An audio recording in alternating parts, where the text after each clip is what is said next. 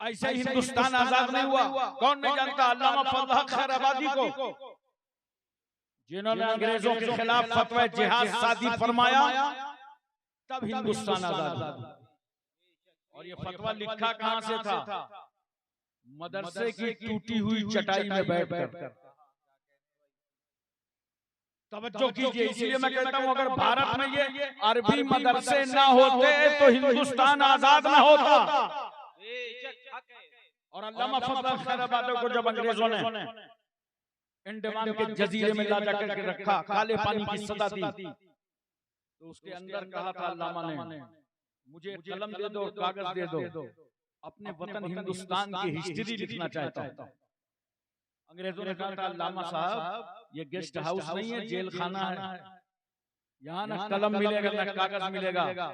उस वक्त अल्लामा फजल हक खैराबादी ने कहा था, अंग्रेजों तुम फजल हक के हौसलों को रोक नहीं सकते। कोयला को कलम बना लिया और कपड़े को कागज बना लिया और अस्सौरतुल हिंदिया नामी पूरी किताब लिख डाली। और जिस वक्त अल्लामा फजल हक खैराबादी के घर के लोग उस जजीरे में मुलाकात के लिए गए थे, तो उसी दिन फजल हक का जनाजा लोगों के कंधे पे निकल रहा था। घर वालों ने कहा था कुछ भी हो हमारा सपूत वतन की आजादी पर कुर्बान हो गया। मुफ्ती इनायत अहमद साहब का कुर्बी को कौन नहीं जानता?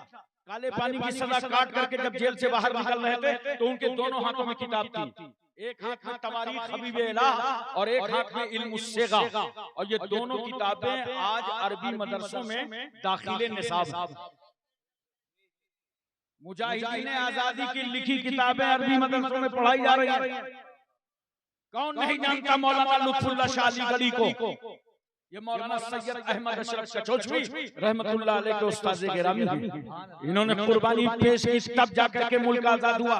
मौलाना सैयद काफी मुरादाबादी को मुरादाबाद के चौराहे पर अंग्रेजों ने जब फांसी के फंदे पर लटकाया था, तो उस वक्त आला हजरत फाजिल बरेली ने फरमा रहे थे, ए लोगों सैयद साहब की रगों में पहले ही से खून हाशमी मुजज़्ज़म था, लो वतन पर कुर्बान हो गया। कौन नहीं जानता मौलाना हसरत मुहानी को? ये वही है जिन्होंने कहा था वो नबियों में रहमत लक़ब पाने वाला, मुरादें गरीबों की बरलाने वाला। मौलाना मोहम्मद अली जौहर ने तो कहा था कि डॉक्टर इकबाल की शायरी ने लोगों को कुरान तक पहुंचाया है, और आला हजरत फाजिल बरेलवी की शायरी ने लोगों को साहिब कुरान तक पहुंचाया है। तो हमारे अकाबिरीन ने बुजुर्गान दीन ने कुर्बानियां दी हैं, तब भारत आजाद हुआ है। हमारे बच्चे यतीम हुए हैं, तब हिंदुस्तान आजाद हुआ है। हमारी माएं बेवा हुई हैं, तब भारत आजाद हुआ है। हमने जानो माल की कुर्बानियां दी हैं, तब हिंदुस्तान आजाद हुआ है। नोट करो, 15 अगस्त सन 1947 को हिंदुस्तान आजाद हुआ है, लेकिन 12 रबीउल अव्वल दोशंबा के दिन सारा जहान आजाद हुआ। नारे तकबीर। एहसान अंजुम साहब की तरह मेरी आवाज नहीं है, लेकिन अल्लाह का शुक्र है कि इनकी भी मेरी तरह नहीं है।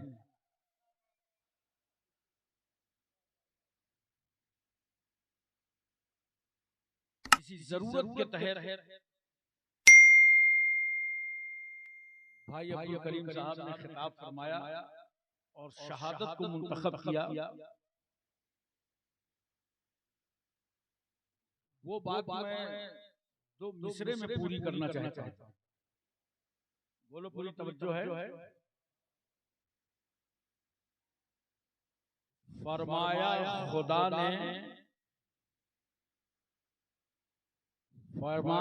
खुदा ने हमें देकर हैदर सा निगहबान, फरमाया खुदा ने हमें देकर हैदर सा निगहबान, फबिअय्यि आलाए रब्बिकुमा तुकज़्ज़िबान, फबिअय्यि आलाए रब्बिकुमा तुकज़्ज़िबान। 2 मिसरे और सुन लीजिए। दिलों में बुग़्ज़े अली और जन्नत का जुनून, दिलों में बुग़्ज़े अली और जन्नत का जुनून, इन्ना लिल्लाहि व इन्ना इलैहि राजिऊन। क्या कहने, जिंदाबाद जिंदाबाद जिंदाबाद जिंदाबाद।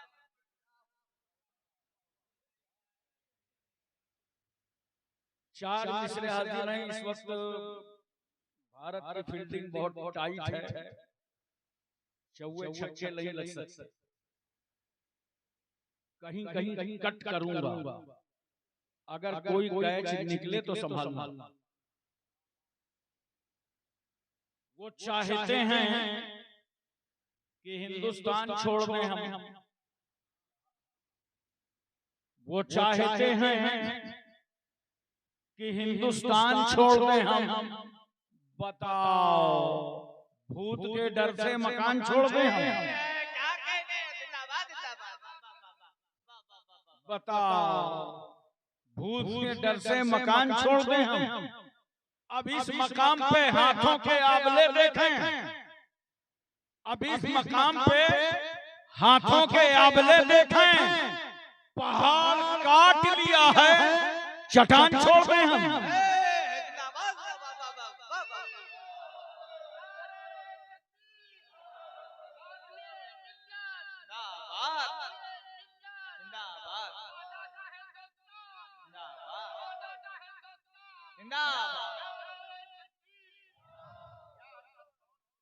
चार मिसरे और सुनिए।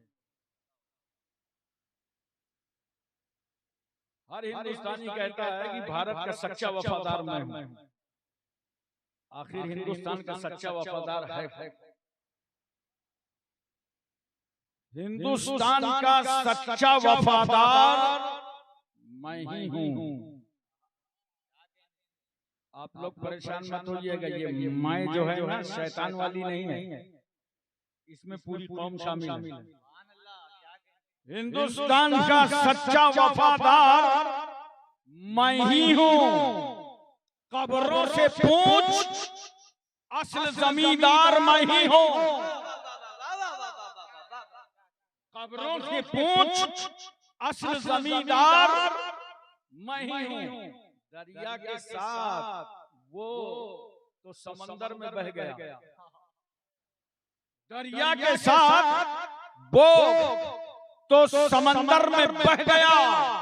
मिट्टी में मिलके मिट्टी का हकदार मैं ही हूं। क्या कहने, जिंदाबाद जिंदाबाद। मिट्टी में मिलके मिट्टी का हकदार मैं ही हूं। हजरात, हम और आप जिस मुल्क में रहते हैं उसका नाम हिंदुस्तान है, इंडिया है, भारत है। इस मुल्क को आजाद कराने में मुसलमानों ने, हिंदुओं ने, सिखों ने, ईसाइयों ने जान, माल, तन, धन, आल औलाद सबकी कुर्बानी पेश की है, तब जाकर के भारत आजाद हुआ। बड़ी कुर्बानियां हैं। ऐसे हिंदुस्तान आजाद नहीं हुआ। कौन नहीं जानता अल्लामा फजल हक खैराबादी को, जिन्होंने अंग्रेजों के खिलाफ फतवा जिहाद सादी फरमाया, तब हिंदुस्तान आजाद हुआ। और ये फतवा लिखा कहां से था? मदरसे की टूटी हुई चटाई में बैठकर। तवज्जो कीजिए, इसलिए मैं कहता हूं अगर भारत में ये अरबी मदरसे ना होते तो हिंदुस्तान आजाद ना होता। और अल्लामा फजल हक खैराबादी को जब अंग्रेजों ने अंडमान के जजीरे में ला जाकर के रखा, काले पानी की सजा दी, तो उसके अंदर कहा था अल्लामा ने, मुझे कलम दे दो, कागज दे दो, अपने वतन हिंदुस्तान की हिस्ट्री लिखना चाहता हूं। अंग्रेजों ने कहा था अल्लामा साहब ये गेस्ट हाउस नहीं है, जेल खाना है, यहाँ ना कलम मिलेगा ना कागज मिलेगा। उस वक्त अल्लामा फजल हक खैराबादी ने कहा था, अंग्रेजों तुम फजल हक के हौसलों को रोक नहीं सकते। कोयला को कलम बना लिया और कपड़े को कागज बना दिया, और अस्सौरतुल हिंदिया नामी पूरी किताब लिख डाली।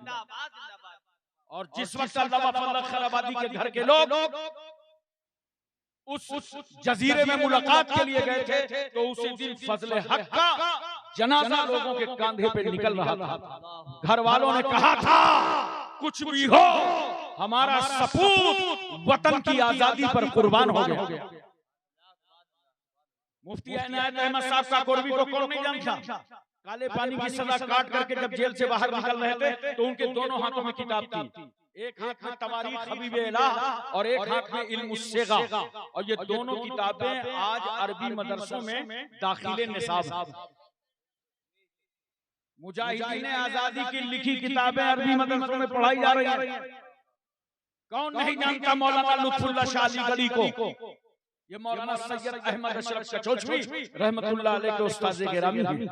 इन्होंने कुर्बानी पेश की तब जाकर के मुल्क आजाद हुआ। मौलाना सैयद काफी मुरादाबादी को मुरादाबाद के चौराहे पर अंग्रेजों ने जब फांसी के फंदे पर लटकाया था, तो उस वक्त आला हजरत फाजिल बरेली ने फरमा रहे थे, ए लोगों, सैयद साहब की रगों में पहले ही से खून हाशमी मौजूद था, लो वतन पर कुर्बान हो गया।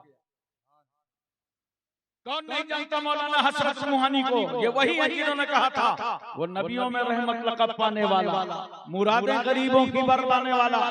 मौलाना मोहम्मद अली जौहर ने तो कहा था कि डॉक्टर इकबाल की शायरी ने लोगों को कुरान तक पहुंचाया है, और आला हजरत फाजिल बरेलवी की शायरी ने लोगों को साहिब कुरान तक पहुंचाया है। तो हमारे अकाबिरीन ने, बुजुर्गाने दीन ने कुर्बानियां दी हैं, तब भारत आजाद हुआ है। हमारे बच्चे यतीम हुए हैं, तब हिंदुस्तान आजाद हुआ है। हमारी माएं बेवा हुई हैं, तब भारत आजाद हुआ है। हमने जानो माल की कुर्बानियां दी हैं, तब हिंदुस्तान आजाद हुआ है। नोट करो, 15 अगस्त सन 1947 को हिंदुस्तान आजाद हुआ है, लेकिन 12 रबीउल अव्वल दोशंबा के दिन सारा जहान आजाद हुआ। नारे तकबीर, नारे रिसालत, जश्न आमदे रसूल, जश्न ईद मिलादुन नबी, खतीब अहले सुन्नत, हुजूर गाज़ी इस्लाम, नारे तकबीर।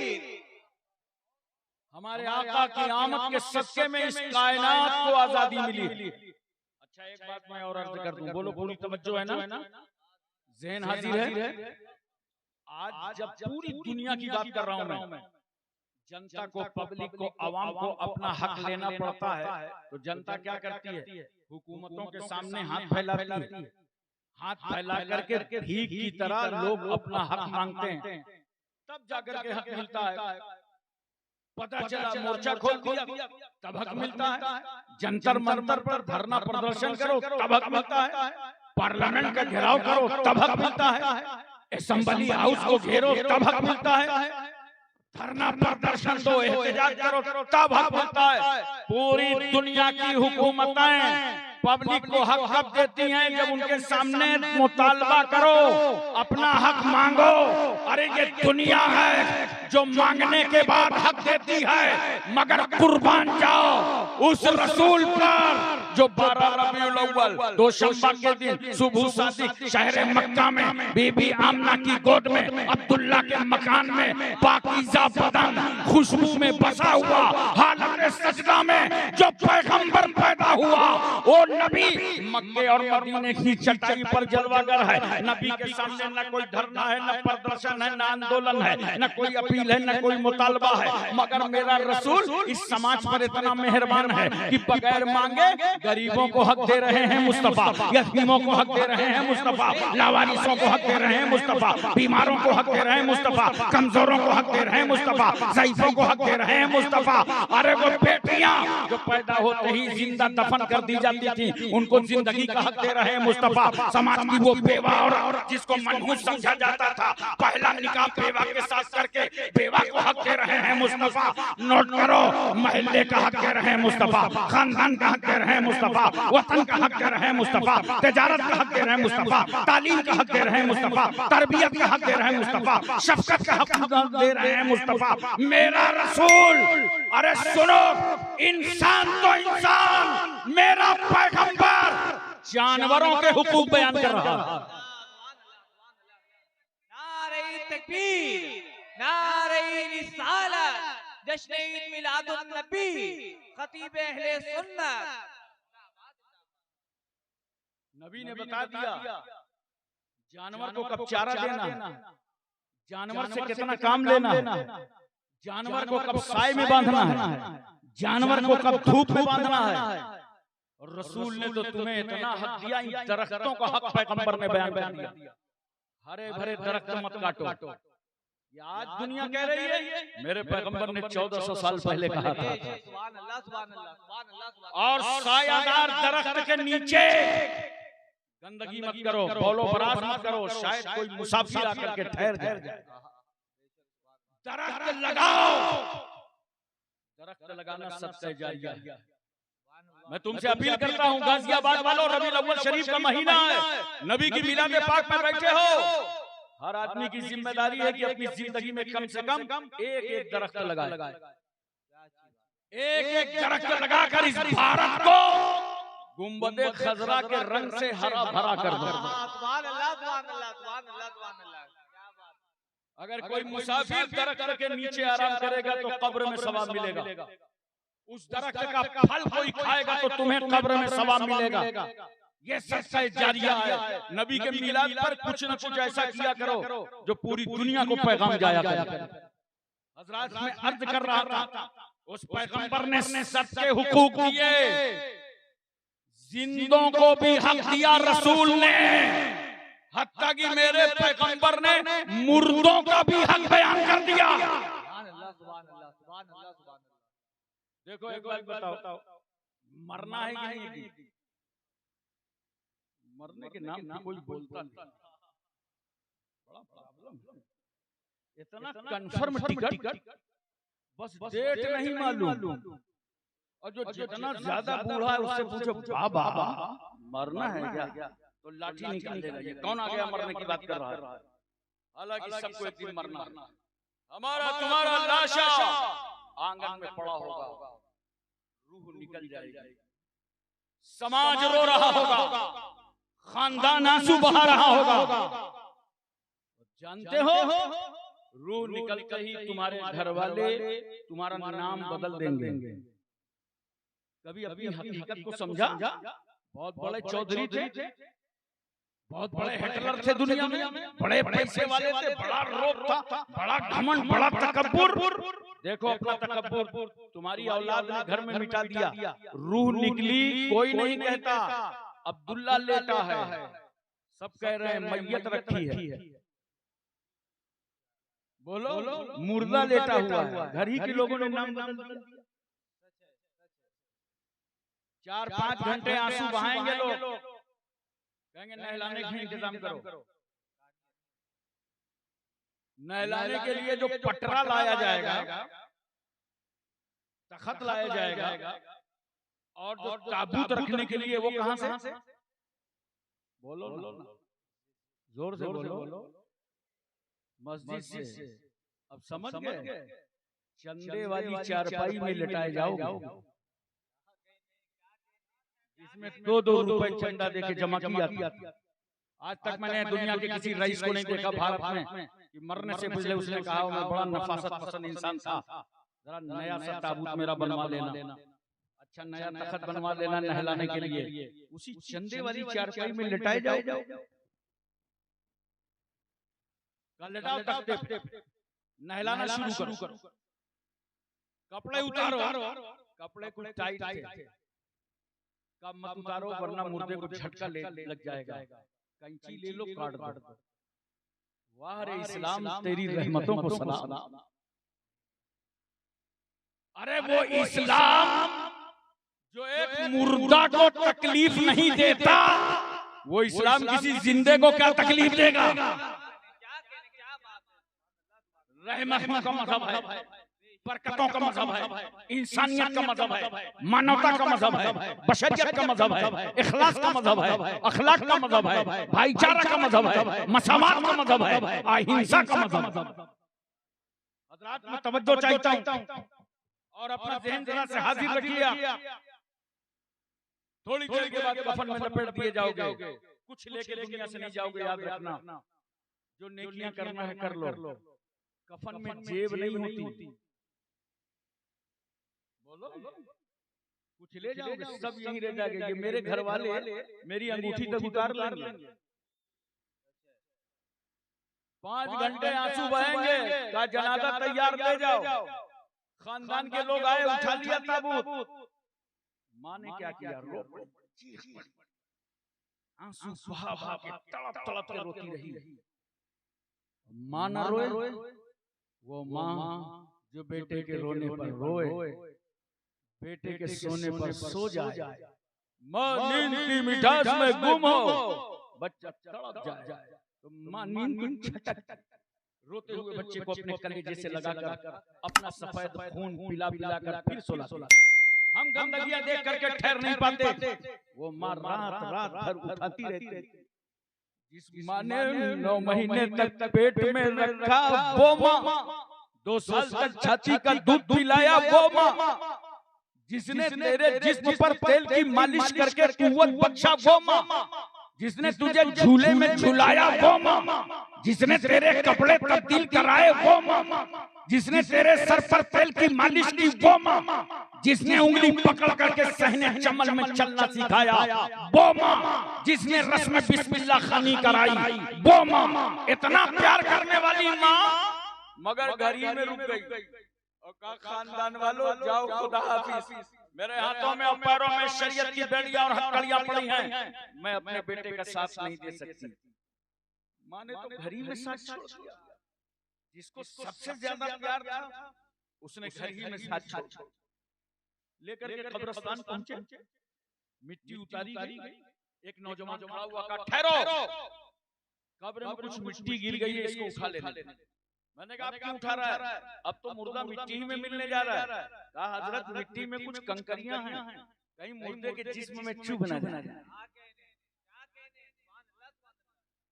अरे बता दो अमेरिका को, समझा दो बरतानिया को, इस्राइल के गुंडों को दिलो दिमाग में उतार दो, भारत की जमहूरियत के माथे पर जबर का टीका लगाने वालों को समझा दो, जो इस्लाम मुर्दे को तकलीफ ना दे वो जिंदों पर कितना मेहरबान हो। और एक बात और सुनो, छोटा सा मकान बनाया, तख्ते लगाए, ये स्लैब डाल दिया, ऊपर से मिट्टी डाल दी। छोटे मकान में 2.5 गज जमीन में सुपुर्द खाक करके चले आए, उसको जलाया नहीं। अरे बोलो ना, यहीं पर समझ में नहीं आता क्या?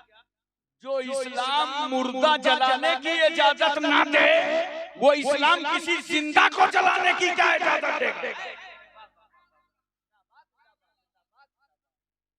हजरात तवज्जो कीजिए जरा सा। चारों तरफ से मिट्टी दे करके लोग निकल पड़े, वापस पलटने लगे, कोई न ठहरा। बाप भी चला गया, दादा को बड़ा प्यार था, वो भी निकल लिया। दोस्त, अकारीब, रिश्तेदार, कोई भी न ठहरा, सब वापस पलट गए। और कब्र के अंदर से आ रही आवाज, अना बैतुज़ ज़ुल्मत, मैं तारीकी का घर हूँ, मैं अंधेरा घर हूँ, मैं काली कोठरी हूँ। हाय, पूरा खानदान पलट गया, पूरा समाज वापस चला गया, कोई न ठहरा। कब्र में के सामने कोई न रुका, मगर गाजियाबाद वालों कुर्बान जाओ उस रहमतुल लिल आलमीन पर। अरे वो कब्र की काली कोठरी जहाँ माँ बाप नजर ना आए, वहाँ भी रहमतुल लिल आलमीन नजर आए। नारे तकबीर, नारे रिसालत, जश्न ईद मिलादुन नबी।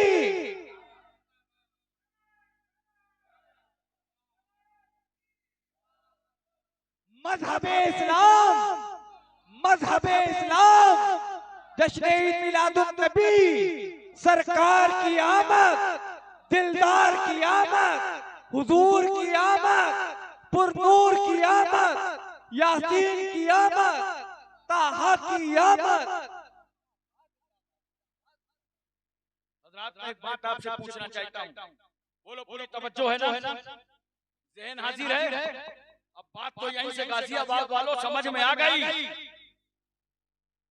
कि जो रसूल हमें अपनी कब्र में न छोड़े। अरे बोलो यार, जो रसूल हमें तन्हा अपनी कब्र में न छोड़े, हमारी कब्रों में न छोड़े।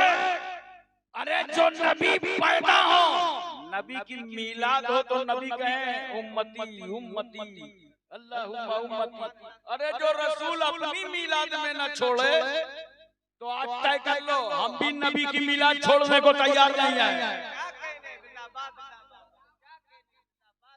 कब्र में तशरीफ ले जाएं तो लबे अक़दस पे हरकत। मौला अली कहते हैं मैंने सर झुकाया तो जुबान पर जारी है अल्लाहुम्मा उम्मती। जो रसूल अपनी मीलाद में हमें न छोड़े, जो रसूल अपनी कब्र में हमें न छोड़े, और जो रसूल हमारी कब्रों में हमें तन्हा न छोड़े, उस नबी का मीलाद हम न मनाएंगे तो कौन मनाएगा? जिंदाबाद जिंदाबाद। उस रसूल के नाम का जलसा हम न करेंगे तो कौन करेगा? बोलो भाई, कैसे मेहरबान पैगंबर, इस समाज पर कितने मेहरबान। मेरी तकरीर सिर्फ सुनिएगा नहीं, हर एक की जिम्मेदारी है कि कम से कम 5-5 लोगों को बताए, मोहब्बत से समझने की कोशिश कीजिए। पैगंबर सल्लल्लाहु अलैहि वसल्लम ने जब बेवा औरत के साथ इंसाफ किया इस दुनिया में, तो उम्र मेरे रसूल की कितनी है? 25 साल। कितनी? 25 साल। और नजरों के सामने 40 साल बेवा खदीजतुल कुबरा। मक्के का समाज बेवा को इतना मनहूस समझता था, अगर किसी बेवा की सूरत देख लिया का कारोबार से वापस, आज कोई फायदा न होगा।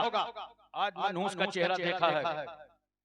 इस बेवा को इतना रुलाया गया था, 4 दीवारियों के अंदर कैद थी, मंसूबे खाक में मिल रहे हैं, इरादे पामाल हो रहे हैं, मुस्तकबिल की खुशियां कदमों का बोसा दे दे करके वापस पलट रही हैं।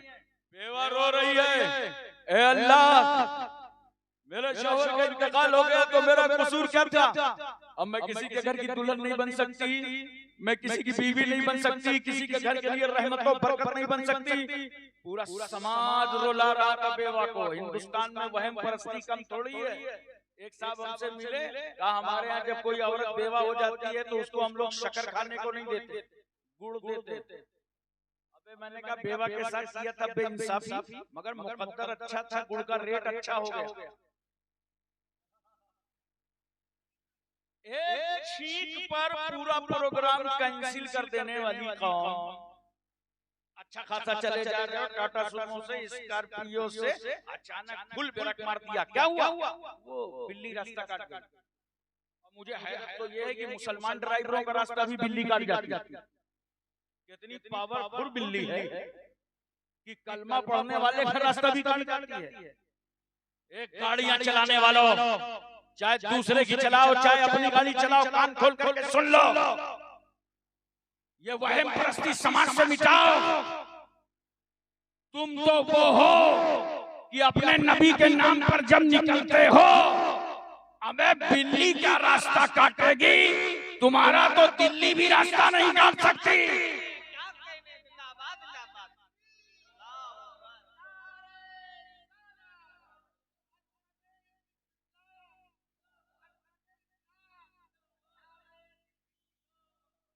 एक सच्चा मुसलमान जब अपने घर से कुरान पढ़ के निकलता है, दुआए सफर पढ़ के निकलता है, तो तूफानों में रास्ता बना लेता, दरियाओं में रास्ता बना लेता। इतना मनहूस बेवा को पैगंबर खड़े हुए समाज के सामने। उम्र कितनी है मेरे आका की? 25 साल। अल्लाह के नबी सल्लल्लाहु अलैहि वसल्लम ने बेवा खदीजतुल कुबरा को अपने निकाह में ले लिया। हमारी तुम्हारी उम्र 25 साल की हो तो हमें अपना ख्याल, और मेरे रसूल की उम्र 25 साल की हुई तो उम्मत की बेवाओं का ख्याल। रसूलुल्लाह ने निकाह में लेके पूरी दुनिया को समझा दिया कि जिस बेवा को तुमने अभागन समझा था, मुस्तफा ने उसे सुहागन बना दिया। सुभान अल्लाह सुभान अल्लाह सुभान अल्लाह। रसूल ने बेवा से निकाह किया, नोट करो, रसूल ने बेवा से निकाह किया। इस उम्मत के लिए बेवा औरत से निकाह करना सुन्नत मुस्तफा। और मेरे रसूल ने मुतल्लका ज़ैनब से निकाह किया, तलाकशुदा औरत से भी निकाह करना सुन्नत मुस्तफा। मेरे रसूल ने कुंवारी माँ आयशा सिद्दीका से निकाह किया, कुंवारी बेटी से भी निकाह करना सुन्नत मुस्तफा। जिंदाबाद जिंदाबाद जिंदाबाद। ये ये मेरे रसूल की जिंदगी सुभान है, अल्लाह, सुभान अल्लाह। ये मेरे रसूल की सीरत तैयबा है। हजरात एक बात बताइए, हमें तो हुक्म है कि बेवा की कदर करें, इज्जत करें, मगर आज का समाज, आज की सोसाइटी, आज का माशरा, आज का खानदान एक कुंवारी बेटी को इज्जत देने के लिए तैयार नहीं है। हमारे तुम्हारे घर में अगर कोई बेटी जवान हो ना, तो देखो वो बाप कितना रोता है, ऐ अल्लाह ये मेरे घर की इज्जत और आबरू है, इज्जत का रिश्ता अता फरमा। बाप रात रात भर दुआएं करता है, अल्लाह मेरी जवान बेटी इज्जत का रिश्ता अता फरमा। और मिलाद पाक के जलसे में मैं दिल से दुआ करता हूँ मुसलमानों कि जिन घरों में जवान बेटियां हैं, अल्लाह उनके रिश्तों के लिए गैब से असबाब पैदा फरमा। माँ बाप बेचैनो बेकरार, अब अगर कहीं रिश्ता मिल भी गया, लग गया रिश्ता, तो पता चला कि लड़के ने कहलवा दिया, ससुराल वालों बीवी बाद में जाएगी, टीवी पहले जाएगी, हमको मोटरसाइकिल चाहिए, और देहात वाले कहते हैं हमको ट्रैक्टर चाहिए। और कुछ जगह हिंदुस्तान में ऐसी हैं जहां लोग बोलते हैं हमको बिल्कुल नकद चाहिए। वो बेचारा एक फकीर जामे मस्जिद दिल्ली के गेट पर भीख मांग रहा था, एक सामने देखा चांदनी चौक में टहल रहा है, पूछा बाबा जामे मस्जिद का गेट क्यों छोड़ो, बड़ा माल मिलता था, अमेरिका का डॉलर, सऊदीया का रियाल, कुवैत का दीनार, बंगाल का टका, भारत का रुपया, क्या बताऊं, एक जवान बेटी थी उसकी शादी करना था, दामाद जहेज बहुत मांग रहा था, तब मजबूरन मैंने अपनी भीख मांगने वाली जगह अपने दामाद को दे दिया। अब वहां मेरा दामाद बैठता है, मैं घूम फिर के अपना काम चला लेता हूं। नौजवानों, मैं तुमसे पूछना चाहता हूं, मुझे बताओ क्या भीख मांगने के लिए एक मजबूर बेटी ही का घर मिला था? ये खैरात के टुकड़े लेने के लिए एक बेसहारा बेटी मिली थी? ये गरीबी का कशकोल फैलाने के लिए एक जवान बेटी का घर मिला था? नादान, अगर भीख ही लेना था तो मजबूर बेटी के सामने तूने हाथ क्यों फैलाया? अगर तेरा भीख का मूड बना था तो अजमेर क्यों नहीं गया? अरे भीख लेना था तो केचौछा चला जाता, भीख लेना था तो महरेरा चला जाता, भीख लेता था तो दिल्ली चला जाता, अरे भीख ही लेना था तो बरेली जाकर इमाम अहमद रजा के कदमों पर तड़प गया होता, जहाँ तुझे जमीन भी नजर आती और मुस्तफा का दीन भी नजर आता। नारे तकबीर, नारे रिसालत, मसलके आला हजरत, उलमाए अहले सुन्नत, खतीबे अहले सुन्नत, नारे तकबीर। दोस्तों और बुजुर्गों, मेरे पैगंबर सल्लल्लाहु अलैहि वसल्लम ने समाज के हर तबके का हक अता फरमाया। बोलो पूरी तवज्जो है, ज़हन मुकम्मल हाजिर है। खाने काबा की तामीर असरे 9 हो गई और उस वक्त मेरे आका की उम्र कितनी थी? 35 साल। अभी ऐलान नबूवत नहीं फरमाया था सरकार। इतने में हजरे अस्वद का रखने का सवाल उठा, तो हर कबीले का सरदार चाहता था मेरे हाथों से हजरे अस्वद रखा जाए, मैं फलां कबीले का सरदार हूं, मैं फलां कबीले का सरदार हूं, मैं फलां कबीले का सरदार हूं। सब अपनी अपनी मोछ की बातें कर रहे थे। अरब के लोग भी कभी मोछों में पीछे नहीं रहे, और हमारा इंडिया तो मोछों में बहुत आगे है। मैंने पटना में देखा एक साहब को ऐसे उठा करके मोछें रखे थे कि लग रहा था किसी मकान का छज्जा।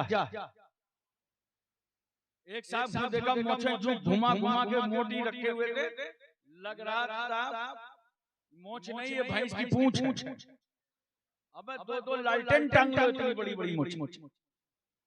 हमारे यहाँ भी पीछे नहीं, और नौजवान हमारा फैशन में बहुत आगे है। अगर कटाने लगा तो इतनी कटाई, इतनी सफाई, इतनी घुटाई, कुछ तो भाव तक काट डालता। दूर से देखो तो पता नहीं चलता कि मिस्टर है कि सिस्टर, भैया है कि भौजी। पूरा समाज अपने मोछों की बात कर रहा था। मेरे हाथ से हजरे अस्वद रखा जाएगा। एक समझदार आदमी खड़ा हुआ कहा, ठहरो, शहर मक्का में ऐलान कर दो, कल सुबह जो सबसे पहले काबे में आएगा उसी के हाथों से हजरे अस्वद रखा जाएगा। बोलो बोलो, अगल बगल चेक करो, कोई सो रहा हो तो उसके कान में बोलो सुभान अल्लाह, ताकि जगाने का भी सवाब मिले और सुभान अल्लाह कहने का भी मिले। सुबह हुई तो सबसे पहले पहुंच गए आका मौला जनाबे मोहम्मद रसूलुल्लाह सल्लल्लाहु अलैहि वसल्लम। तो आ गई का तो हक था कि अपने हाथों से हजर अस्वद को नसब फरमाते। लेकिन आओ मुसलमानों, मेरे पैगंबर क्या करते हैं? नबी फरमाते हैं लोगों एक चादर लाओ और चादर में हजर अस्वद को रख दो और ऐलान कर दो पूरे मक्के में जिस कबीले का सरदार चाहता हो कि मेरे हाथों से हजर अस्वद रखा जाए, वो उठे और चादर का कोना थाम। जिस सरदार ने चाहा चादर पकड़ लिया, मेरे पैगंबर ने अपने मुकद्दस हाथों से हजर अस्वद को नसब फरमा। अगर नबी करीम सल्लल्लाहु अलैहि वसल्लम चादर का कोना न पकड़ाते तो अरब की कौम अपने मुआहदे की बहुत पाबंद होती, किसी को हक के एतराज ना होता, क्योंकि ये मुआहदा हो चुका था। जो सबसे पहले आएगा उसके हाथों से हजर अस्वद रखा जाएगा। नबी को मालूम था कोई एतराज न करेगा, मगर रसूल जानते थे कि इन अरबों के दिल टूट जाएंगे और मैं रहमतुल लिल आलमीन बन करके आया हूँ। मैं लोगों के दिलों को तोड़ने नहीं आया, मैं तो टूटे हुए दिलों को जोड़ने के लिए आया। सुनो मेरे पैगंबर सल्लल्लाहु अलैहि वसल्लम ने जहां अरबों की दिलजोई की चादर का कोना पकड़ा के वही नोट करने अरबाबे सियासत अगर मौजूद हो तो वहीं मेरे नबी ने 35 साल की उम्र में मक्के की जमीन पर जमहूरियत की बुनियाद डाल दी। इसीलिए हम कहते हैं जमहूरियत के असल बानी का नाम जनाबे मोहम्मद रसूलुल्लाह सल्लल्लाहु अलैहि वसल्लम। अब देखो मेरे नबी की सीरत से आपको मिला क्या? आपको ये मिला कि कहीं अगर झगड़ा हो रहा हो, कहीं लफड़ा हो रहा हो, मदरसे के बारे में, मस्जिद के बारे में, कमेटी के बारे में, तो जानते हो झगड़ा वहीं होता है जहां आप किसी को चादर का कोना नहीं पकड़ाते। तवज्जो कीजिए जरा। अगर आप चादर का कोना पकड़ा दें, जैसे मेरे नबी ने पकड़ाया था, सबों के दिल जीत लिए थे और सबको थोड़ा थोड़ा वहां हक दें, तो इंशाअल्लाह समाज में न कोई झगड़ा होगा न कोई लफड़ा होगा। ये है मेरे नबी की सीरत। दोस्तों और बुजुर्गों, एक बात मैं और अर्ज करना चाहता हूं। मेरे नबी सल्लल्लाहु अलैहि वसल्लम की सीरत तैयबा को पढ़िए और बहुत अच्छी तरीके से पढ़िए। कुछ लोग पढ़ते हैं मगर आप जानते हैं एक सीरत देखते हैं। बड़ी अहम बात अर्ज करने जा रहा हूं। अगर ये बात आपके दिमाग में उतर गई मेरी, तो इंशाअल्लाह ताला कोई बदअकीदा आपको गुमराह न कर पाएगा। बहुत तवज्जो चाहता हूं। कुछ लोग सीरत देखते हैं मगर एक सीरत क्या देख रहे हैं? नबी मक्के में पैदा हुए, नबी मक्के में तिजारत कर रहे हैं, नबी मक्के में तालीम दे रहे हैं, नबी मक्के में सो रहे हैं, नबी मक्के में तनाउल फरमा रहे हैं, नबी बिस्तर पर है, नबी जंग में है, नबी जिहाद में है, नबी सफर में है, नबी घरेलू जिंदगी गुजार रहे हैं, नबी अज़वाजे मुतहहरात के साथ हैं, नबी हिजरत फरमाकर मदीना तैयबा चले गए। कहा ये सीरत देखो नबी की, सीरत देखो नबी की, ये सीरत दिखा दिया। तवज्जो चाहता हूं मैं आपकी, और यही रोक दिया। उतनी सीरत दिखाते हैं जिस काम को रसूल ने आम उम्मत की तरह किया है। जो काम पैगंबर ने आम उम्मत की तरह किया है वही नबी की सीरत दिखाएंगे। और थोड़ा सा धोखा हो रहा है, बड़ी अच्छी इस्लाह हो जाए अगर एक सीरत और दिखा दें कि अरे ये वही रसूल है जो मस्जिद हराम से मस्जिद अक्सा गया था।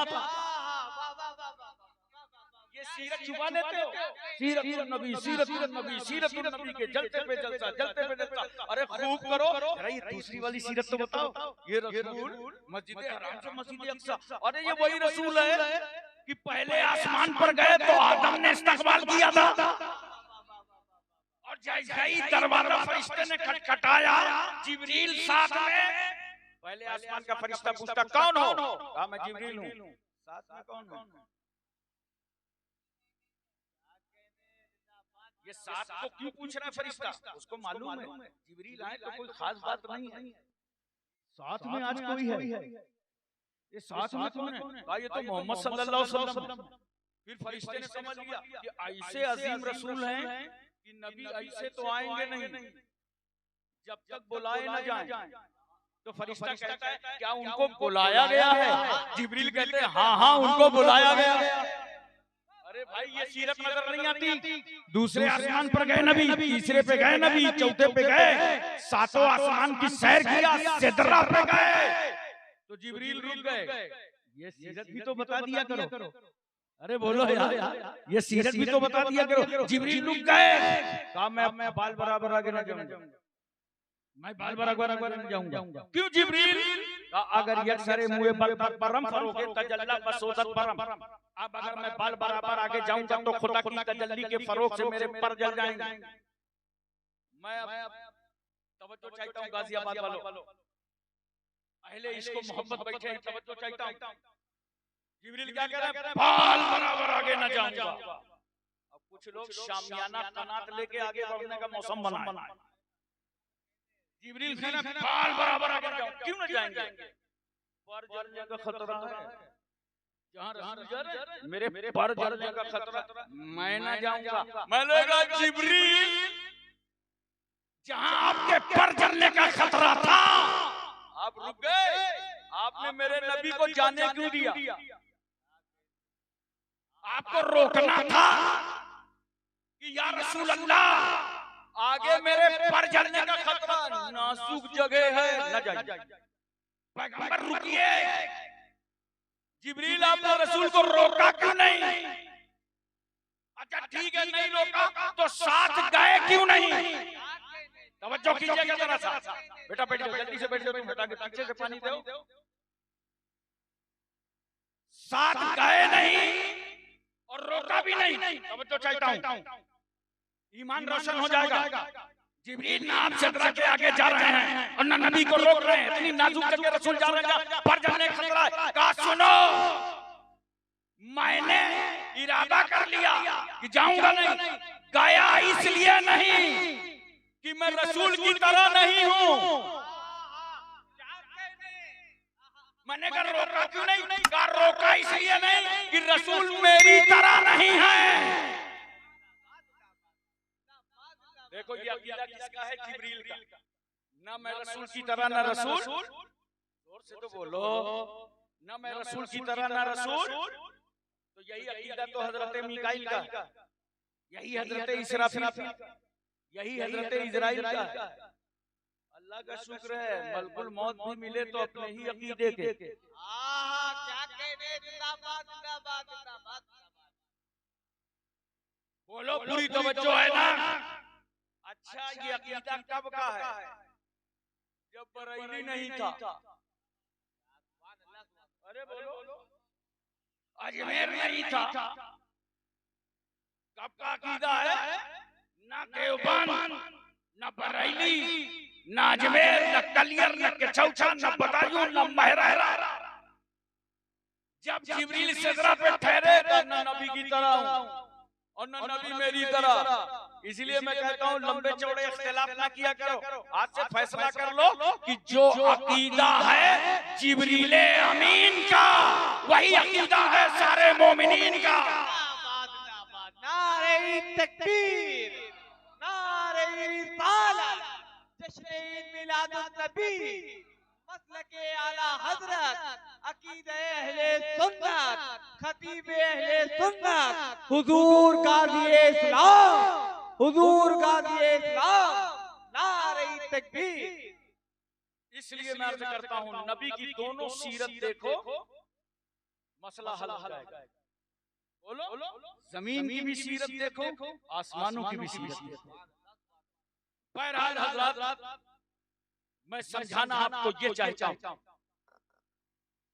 ऐसा बेमिसाल पैगंबर कि जिसने भी नबी को देखा है उसने कलमा पढ़ा।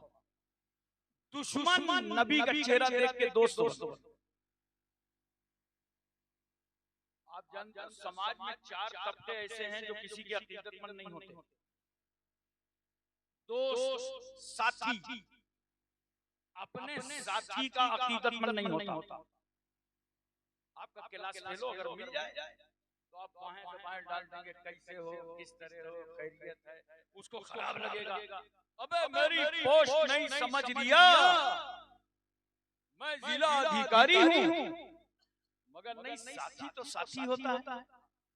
बोलो, साथी के दिल में वो अजमत नहीं होती क्लास फेलो, साथी साथी होता है।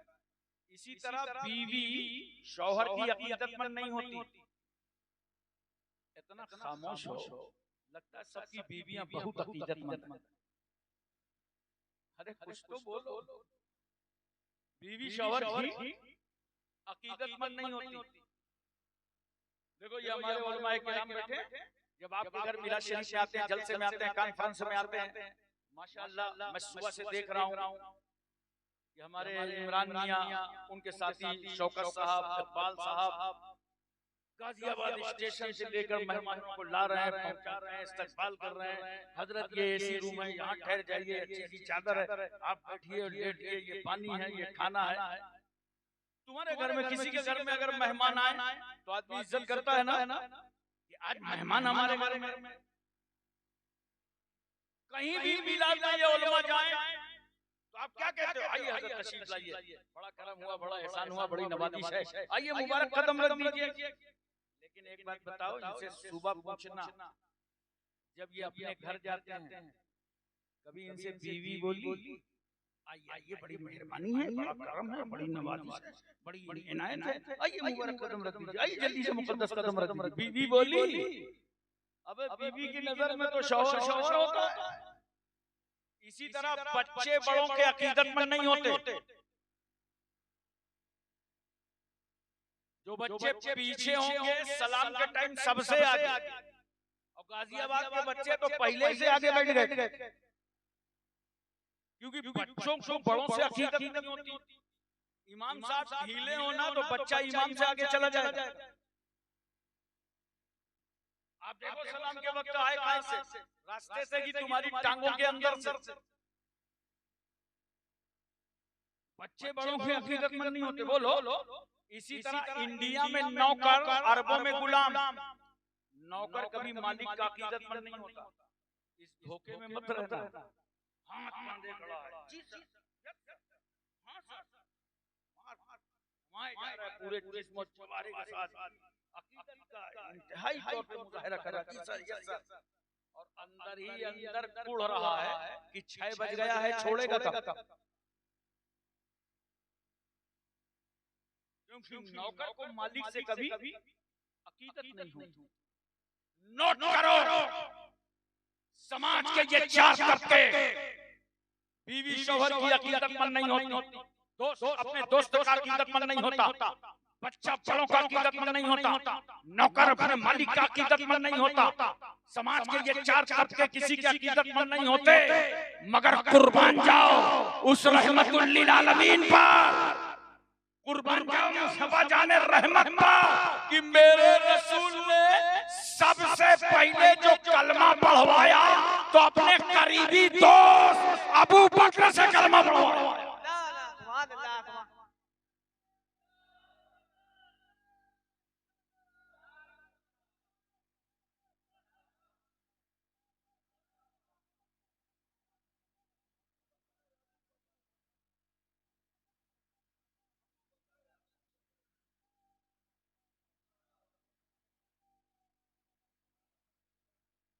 तवज्जो कीजिए, मेरे रसूल ने अपनी बीवी खदीजतुल कुबरा से कलमा पढ़वाया।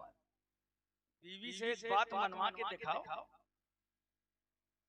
अबे छुरी ने उसके सामने तोप रख दोगे तो जो करना है ठान लिया है वही करेगा। लेकिन ये रसूल की बीवी खदीजा, मैं अल्लाह का नबी बनकर आया, मेरे सरताज आप शौहर हैं, आप नबी हैं, पढ़ाइए कलमा अशहदु अल्ला इलाहा इल्लल्लाह व अशहदु अन्ना मुहम्मदन अब्दुहु व रसूलुहु।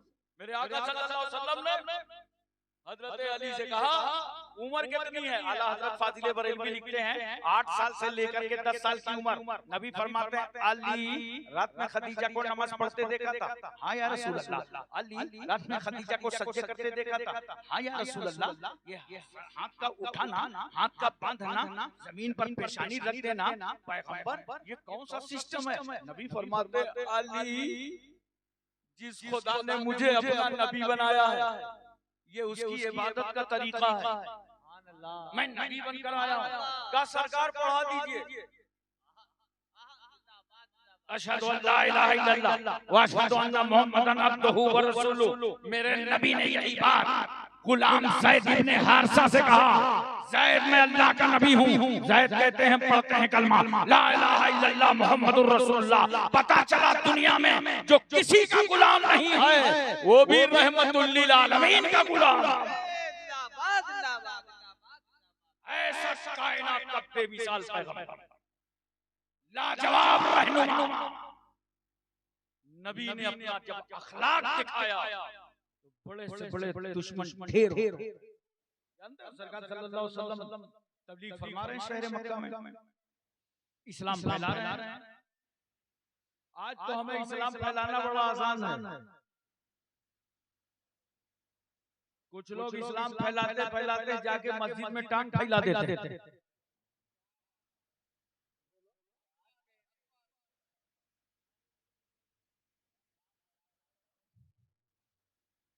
बड़ा आसान है। हम यहाँ पे तुमसे कह रहे हैं ला इलाहा इल्लल्लाह मुहम्मदुर रसूलुल्लाह, अल्लाह के सिवा कोई माबूद नहीं, बड़ी आसानी से कह दिया।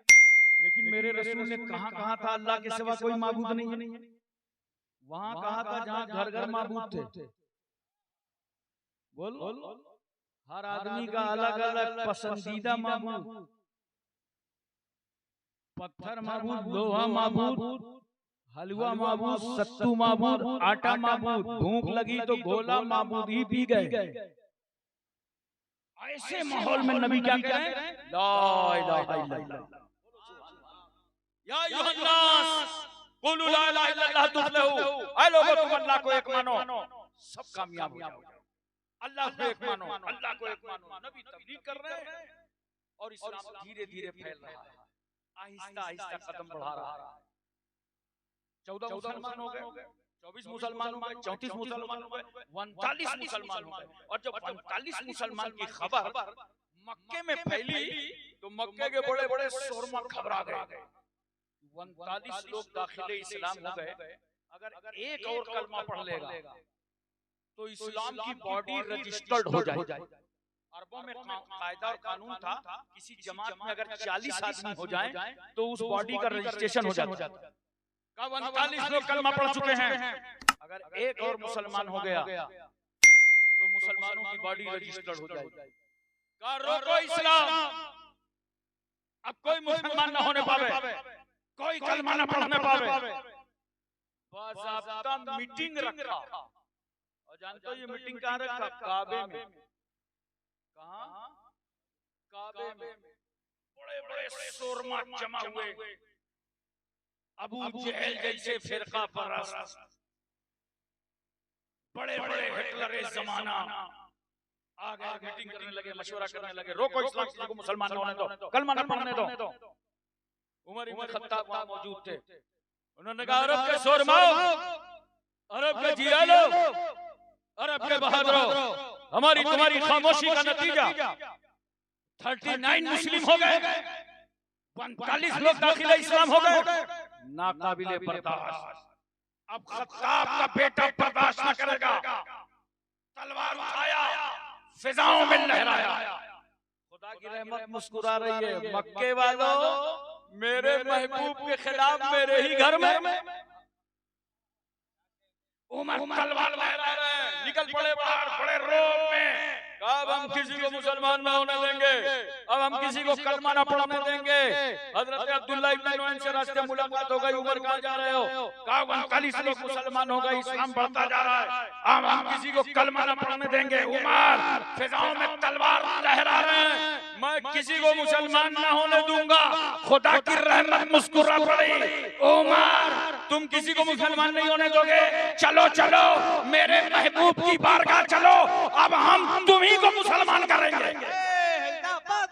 नारे तकबीर, नारे रिसालत, जश्न ईद मिलादुन नबी, मज़हबे इस्लाम।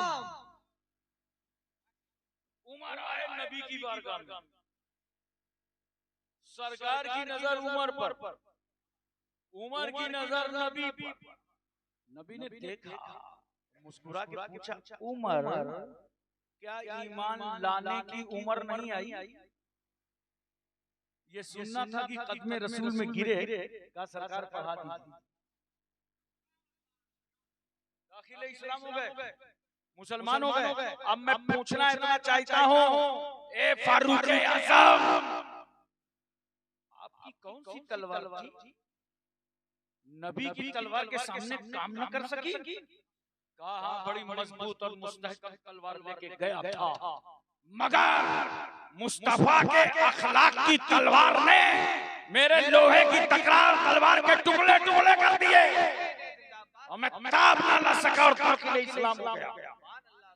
पता चला ये अखलाक कितना बना होता है। बोलो अखलाक बुलंद करो, नबी की सीरत पर अमल करो, मुस्तफा जाने रहमत सल्लल्लाहु अलैहि वसल्लम के फरमान पर अमल करो, अखलाक बुलंद करो। बड़ा से बड़ा दुश्मन तुम्हारा लोहा मांगता हुआ नजर आएगा। अखलाक को बुलंद करो, अपने किरदार को बुलंद करो। उमर ईमान ले आए, कितने हो गए? तवज्जो कीजिए जरा सा, एक जुमला नज़र कर रहा हूं। 40 मुसलमान हो गए। गोया मुसलमानों की जमात को रजिस्ट्रेशन दिलाने का नाम फारूक आज़म है। मुसलमानों की पार्टी को रजिस्टर करने का नाम उमर इब्न खत्ताब है। हजरात, मैं तवज्जो चाहता हूं आपकी। बोलो ज़हन हाजिर है ना? बड़े बड़े खुशनसीब हो गाजियाबाद वालों, तुमने आका की मिलाद मनाने का जलसा रखा है। अरे बोलो यार सुभान अल्लाह, दिल लगा के बोलो सुभान अल्लाह। बड़े खुशनसीब हो। मैं बार बार आपकी इस कॉन्फ्रेंस पे और आपके जुलूस ईद मिलादुन नबी सल्लल्लाहु अलैहि वसल्लम के निकालने पर आपको तहे दिल से मुबारकबादी देता हूं। अल्लाह ताला इस कारवां को कबूल फरमाए। वो तो हुजूर हाफिज़ मिल्लत की बारगाह में एक शख्स आया, जूहू गली मुंबई अंधेरी में एक सेठ इब्राहिम थे, मेरे बहुत दोस्त, उनके वालिद थे। वो पहुंचे और कहा, हजरत मेरे गांव में फातिहा दरूद वाला सिर्फ मेरा घर है और पूरे गांव में कहीं कुछ नहीं होता। बताइए वहां तो रहना मेरा मुश्किल है। तो हजरत ने फरमाया, परेशान मत हो, बस एक काम किया करो जब तक जिंदा रहो। बोले वो क्या? कहा रात में 11 रबीउल अव्वल को चिरागा किया करो, नबी की मिलाद का जलसा किया करो और 12 रबीउल अव्वल को झंडा लेके निकल जाया करो।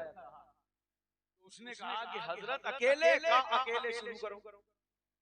आप यकीन कीजिए, उन्होंने शुरू किया और फिर उस जलसे में इतनी भीड़ होने लगी।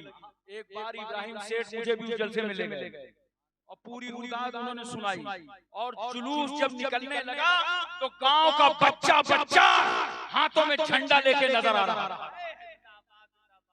गाजियाबाद वालों, ये मेहनत, ये मशक्कत जारी रखो। और जो तमाम इतराज़ात तो बात बकवास करते हैं ना, हमसे फोन करके सब समझ लिया। बहुत सारे लोग कहते हैं कि वो मक्के में तो मिलाद मनाया। ले बाबा, मक्के की मिसाल यहाँ न दिया, यहाँ मक्के की मिसाल मत दिया करो। अब मक्के शरीफ में लड़कियां गाड़ियां चलाने लगी, पेट्रोल टंकी पे तेल भरने लगी, तो क्या वो जायज हो जाएगा क्या? अरे बोले जायज तो नहीं हो सकता। शरीयत तो शरीयत है ना, वो मिसालें मत दिया करो।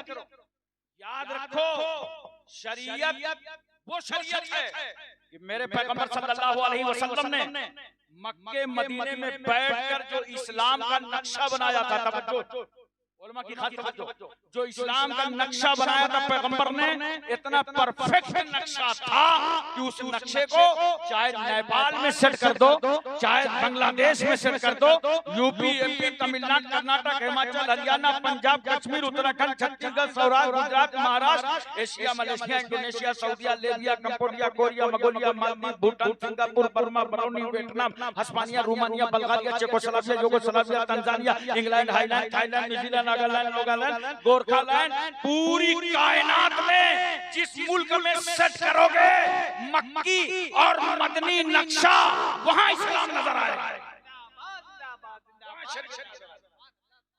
और शरीयत के खिलाफ, चाहे अरब में हो चाहे अजम में हो, कोई बख्शा न जाएगा। शरीयत की तलवार की धार सबकी गर्दन पर चलने के लिए तैयार। तो वो मिसाल मत दिया करो, यहाँ नहीं होता वहाँ नहीं होता। मैं आपको बताऊंगा, सिर्फ 100 साल हुए हैं कि वहाँ मिलाद बंद है, सलाम बंद है। तो 100 साल वाला इस्लाम क्यों देख रहे हो? 1300 साल वाला देखो। क्या कहने, जिंदाबाद जिंदाबाद, सुभान अल्लाह। बोलो, सब कुछ होता था, सब कुछ होता था। और एक बात सुनिए, बहुत सारे लोग कहते हैं मक्के वालों ने मिलाद मनाया हो तो बताओ। अबे अक्लमंदो, जिस वक्त रसूल सल्लल्लाहु अलैहि वसल्लम की विलादत तैयबा हुई तो अभी तो इस्लाम का पैगंबर पैदा हुआ है, वहाँ मुसलमान था कौन जो मनाता? बोलो, वहाँ था कौन? हाँ, मनाया मुसलमान नहीं थे, फरिश्तों ने मनाया। वो दरूद और सलाम पढ़ते थे। अरे खुदा ने मनाया। बीबी आमिना कहती है मेरे घर में इतना नूर था, इतनी रोशनी थी कि जिस नूर से मैंने मशरिक देखा, मगरिब देखा, काबा देखा, तो मशरिक में झंडा, मगरिब में झंडा, काबे की छत पर झंडा। अब जब मुसलमान थे नहीं तो झंडा लगाया फरिश्तों ने, लगवाया खुदा ने। पता चला मिलादे मुस्तफा का एहतमाम करना सुन्नते किबरिया है। वरना एक बात और बड़ी प्यारी याद आ गई, अबू लहब ने खुशी मनाई थी नबी की पैदाइश, ईमान नहीं लाया। जब उसको सुहैबा ने जाकर के खबर दिया थी, सुना है तुम्हारे घर में भतीजा पैदा हुआ है, अबू लहब बहुत खुश हुआ, 2 उंगली का इशारा किया, कहा जो तुम्हें आजाद करता हूं। अबू लहब को क्या मालूम था कि जिसको मैंने भतीजा समझा है वही मेरा नतीजा निकालेगा। आजाद कर दिया, सुहैबा आजाद हो गई। जब अबू लहब मरा, नोट कर लो ये जुमला गाजियाबाद वालों, और खानदान के लोगों ने उसको देखा खाम में, तो पूछा एक बात बताओ भाई, कब्र में कैसी बीत रही है? कहा यार बड़ा प्रॉब्लम रहता है, मगर जब रसूल की पैदाइश का दिन आता है, सोमवार का दिन आता है, पीर का दिन आता है, तो उस दिन 2 उंगलियों से सैराब किया जाता हूँ, मेरा अजाब हल्का हो जाता है। मुझे सिर्फ एक बात का जवाब दे दो, काफिर होकर नबी की मिलाद पर खुशी मनाए तो उसका अजाब हल्का हो जाए, अगर हम आशिके मुस्तफा होके मनाएंगे तो इंशाअल्लाह हमें जहन्नम का अजाब हो ही नहीं सकता। और अगर वाकई तुम्हें देखना है दोस्तों, तो मिलाद तो अहले मदीना ने मनाया। जब सरकार सल्लल्लाहु अलैहि वसल्लम मक्के से हिजरत फरमाकर मदीना तैयबा तशरीफ ले गए, बोलो मोहब्बत से सुभान अल्लाह, दिल लगा के बोलो सुभान अल्लाह। सरकार मकामे कुबा पे पहुंचे, पैगंबर ने यहाँ एक मस्जिद तामीर, इस्लाम की सबसे पहली मस्जिद, और कुरान पाक में इस मस्जिद का बयान है मस्जिद कुबा। नबी करीम सल्लल्लाहु अलैहि वसल्लम अपने हाथों से पत्थर उठा के खुद लाते थे, और जब सहाबा देखते थे कि सरकार ने वजनदार पत्थर उठा लिया है तो जल्दी से सहाबा अपने हाथ में ले लेते थे। अल्लाह के नबी उन्हें पत्थर दे देते थे, और उसके बाद फौरन रसूलुल्लाह दूसरा पत्थर फिर उठा लेते। तवज्जो कीजिए, ये मस्जिद तामीर हुई, पैगंबर मस्जिद जुमा में नमाज अदा करते हैं, नमाज जुमा की।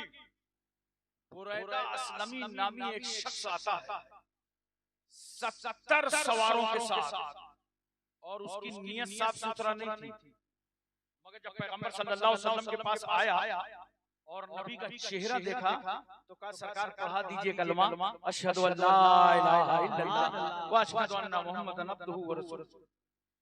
वो मुशर्रफ भाई इस्लाम हो गया, कलमा पढ़ के मुसलमान हो गया।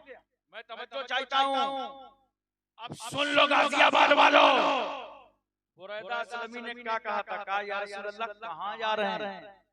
नबी फरमाते हैं मैं मदीने जा रहा हूँ। कहा या रसूलल्लाह एक तमन्ना है, एक ख्वाहिश है। बोलो बुरैदा वो क्या? कहा या रसूलल्लाह मेरी तमन्ना है कि जब आप मदीने दाखिल हों तो मेरे हाथ में एक झंडा हो। अरे बोलो यार बोलो, मेरे हाथ में एक झंडा हो और आगे आगे मैं इस्तकबाल करता चलूं और आप दाखिले मदीना हो। सुभान अल्लाह, सुभान अल्लाह, सुभान अल्लाह, सुभान अल्लाह। पैगंबर ने इजाजत दे दी बुरैदा को। इतनी जल्दी न डंडा का इंतजाम हो रहा था न झंडा का, तो बुरैदा ने क्या किया मालूम है? रज़ी अल्लाह ताला अन्हु।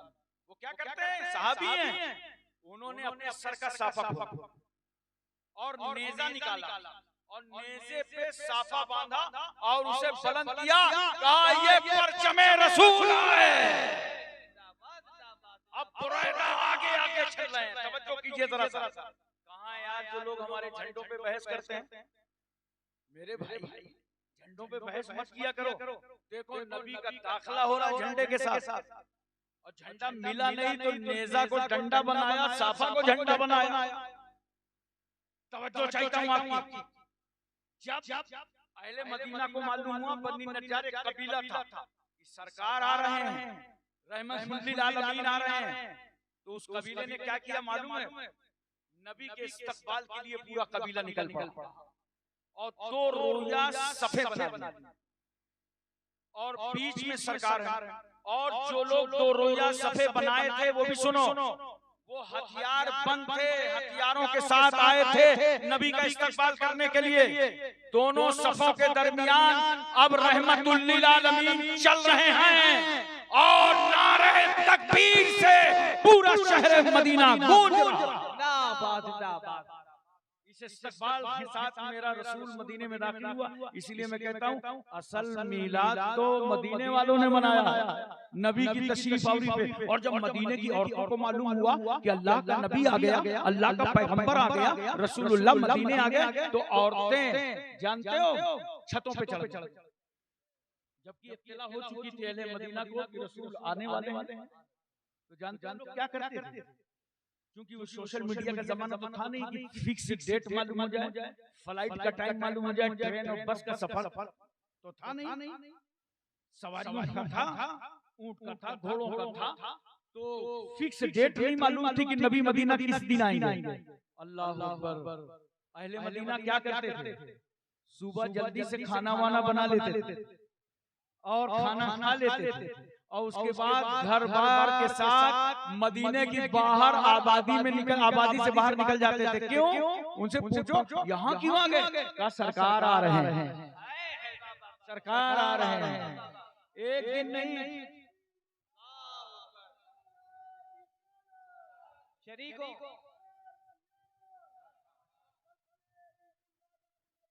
जिंदाबाद, अल्लाहू अकबर। एक दिन नहीं, रोजाना का यही मामूल था। क्यों? खाना वगैरह पका के जल्दी खा के आबादी के बाहर इंतजार में सरकार आ रहे हैं, रहमतुल लिल आलमीन आ रहे हैं, मुस्तफा जाने रहमत आ रहे हैं। जब सरकार आ गए, इस्तकबाल हुआ, औरतें मदीने के मकानों के छतों पे चढ़ गईं और उन छतों से औरतें इस्तकबाल कर रही थी और नबी की नात पढ़ रही थी। बोलो यार, नबी की नात पढ़ रही थी, तराना गा रही थी। तलाल बद्रो अलैना मिन सनियातिल वदाई वजब शुक्र अलैना मादा लिल्लाह दाई। यानी वो अहले मदीना तो ये कहते थे कि हम पर 14वीं का चांद तुलू हो गया है, अब हम पर खुदा का शुक्र वाजिब है। तो खुदा का शुक्र वाजिब है, तो खुदा का शुक्र ऐसे कैसे अदा होगा? अल्लाह रसूल के जिक्र से अदा होगा, यही मिलादे मुस्तफा से अदा होगा। अच्छा एक बात बताओ, ज़हन हाजिर है ना, पूरी तवज्जो है। एक सवाल ये है कि ये मदीने की औरतें हैं, छतों पे चढ़ चढ़ के खुशी क्यों मना रही? ये छत पर चढ़ चढ़ के औरतें खुश थी, मालूम है? ये औरतें इसलिए खुश थी कि अब तक अरब की जमीन पर औरतों को रुसवा और जलील किया जा रहा था, बेइज्जत किया जा रहा था, उन्हें ताने दिए जा रहे थे, पैदा होते ही बेटी को जिंदा दफन कर दिया जाता था, समाज में औरत की कोई इज्जत नहीं थी। मगर आज जो रसूल मदीने आया है, ये वो पैगंबर है जिन्होंने आए और तो तुम में से जो बेवा औरत थी उससे अपना पहला निकाह फरमाया। अच्छा एक बात और सुनो, पूरा ज़हन तब भी मैं अर्ज करूंगा, अगर दिमाग हाजिर हो तो सुनो मेरी बड़ी कीमती बात। बहुत सारे लोग कहते हैं मिलाद शरीफ क्यों मनाते हो, जन्मदिन क्यों मनाते हो, कहते हैं ना, मगर इनकी सुना न करो, इनकी सुना न करो। बस इनको ये देखा करो कि अपने बेटे का जन्मदिन किस दिन मनाएंगे, और पूरा मोहल्ला उस दिन पहुंच जाया करो।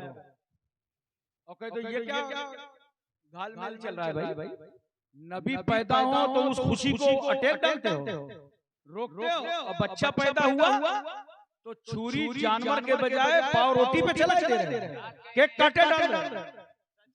शरीयत के खिलाफ काम भी कर रहे हो। अब तुझे अपने बेटे का जन्म मनाने में बहुत अच्छा लग रहा है। और मेरे दोस्तों एक बात और मैं अर्ज कर दूं, मेरे आका सल्लल्लाहु अलैहि वसल्लम ने तो ऐलान नबूवत के बाद बकरे ज़बह फरमाए, बोलो सुभान अल्लाह, और सहाबा को खाना खिलाया रसूल सल्लल्लाहु अलैहि वसल्लम। एक उलमा का ग्रुप कहता है कि ये रसूल सल्लल्लाहु अलैहि वसल्लम ने अपना अकीका फरमाया, और एक उलमा का ग्रुप कहता है नहीं, ये रसूल सल्लल्लाहु अलैहि वसल्लम ने अपनी मीलाद मनाई थी। लेकिन ठीक है, जो उलमा हमारे कहते हैं अकीका मनाया था, तो उनसे अगर पूछिए कि अकीका तो अब्दुल मुत्तलिब ने 7 दिन कर दिया था, तो वो कहेंगे वो ज़माने जिहालत में हुआ था, इसलिए बाद में सरकार ने अकीका किया। मैं कहता हूँ ज़माने जिहालत की बात करते हो तो ऐलान नबूवत से पहले हजरत खदीजतुल कुबरा का रसूलुल्लाह से निकाह भी हुआ था, बोलो, और अबू तालिब ने महर भी अदा किया। आप तवज्जो कीजिए जरा सा, मैं उस बहस में नहीं जाना चाहता हूँ, लेकिन इतना जरूर बताना चाहता हूँ कि याद रखना, नबी ने अपनी पैदाइश की खुशी खुद मनाई है। रसूल दोशंबा को रोजा रखते थे, लोगों ने पूछा या रसूल आज रोजा क्यों रखते हैं, कहा रोजा न रखूं, आज मैं आज ही के दिन पैदा हुआ हूँ। तो मेरे दोस्तों मदीने सरकार पहुंच गए, छोटी छोटी बच्चियां तब बजा रही थी और खुशी मना रही थी। सरकार वहां पहुंचे, वहां से निकले तो सरकार ने बच्चियों से पूछा, बच्चियों क्या तुम अल्लाह के नबी से मोहब्बत करती हो? बच्चियों ने कहा हाँ या रसूल अल्लाह, हम आपसे प्यार करते हैं। मेरे आका क्या फरमाते हैं, बच्चियों अल्लाह का नबी तुमसे भी मोहब्बत करता है। जानते हो बच्चियां क्या कह रही थी? कह रही थी हमें बहुत खुशी है या रसूल अल्लाह, हमें आका आपका पड़ोस मिल गया, सरकार हमें आपका पड़ोस मिल गया है। मैं तवज्जो चाहता हूँ पढ़े लिखे लोगों की, ये बेटियां बहुत सारे इनामात मिलना था रसूल की तरफ से, लेकिन पड़ोसी होने पर इतना खुश क्यों थी? इसलिए कि इनको मालूम था कि जब तक ये रसूल दुनिया में नहीं आया था तो बेटियां जिंदा दफनाई जा रही थी। हमें तो नबी का पड़ोस मिल गया, अब कोई बेटी जिंदा दफनाई नहीं जाएगी। नारे तकबीर, नारे रिसालत, आमदे सरकारे दो आलम, आमदे सरकारे दो आलम, जश्न ईद मिलादुन नबी, हुजूर गाज़ी इस्लाम। छोटे छोटे बच्चे, गुलाम बच्चे, महल्ले के बच्चे झूम के झूलाते थे गलियों में और खुशियां मनाते थे। सरकार आ गए, रहमतुल लिल आलमीन आ गए, मुस्तफा जाने रहमत आ गए। ये गुलामों के बच्चे गुलाम क्यों खुशी मना रहे थे? इनको इतनी ज्यादा खुशी क्यों थी? जानते हो? इनको इतनी ज्यादा खुशी ये थी कि बाप दादा की जिंदगी गुलामी में गुजर गई, अब ऐसा रसूल आया है जिसने पैदा होते ही शुआइबा की गुलामी की जंजीरें तोड़ दी हैं।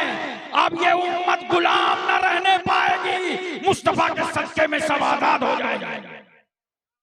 वही उलमा से पूछिए जरा एक बात, देखियो सरकार सल्लल्लाहु अलैहि वसल्लम फरमाते हैं रोजा का कफारा है, कफारे जिहार है, तो साथ में नबी फरमाते हैं अच्छा ये कर लो, ये कर लो, ये ना हो सके ये कर लो। वहीं जानते हैं कैद क्या बताते हैं? नबी फरमाते हैं गुलाम आजाद कर लो, ताकि ये कानून उम्मत पर लागू कर दूं तो कोई गुलाम बाकी न रह जाए और मेरी उम्मत गुलामी से आजाद हो। ये हमारे पैगंबर की शान है। वमा अर्सलनाका इल्ला रहमतल लिल आलमीन। ऐ महबूब, हमने आपको पूरी कायनात के लिए रहमत ही बनाकर भेजा है। तकरीर समझ में आई वो तो बोल दो यार, सबको समझ में आ गई ना? सबको। सलाम अलैकुम।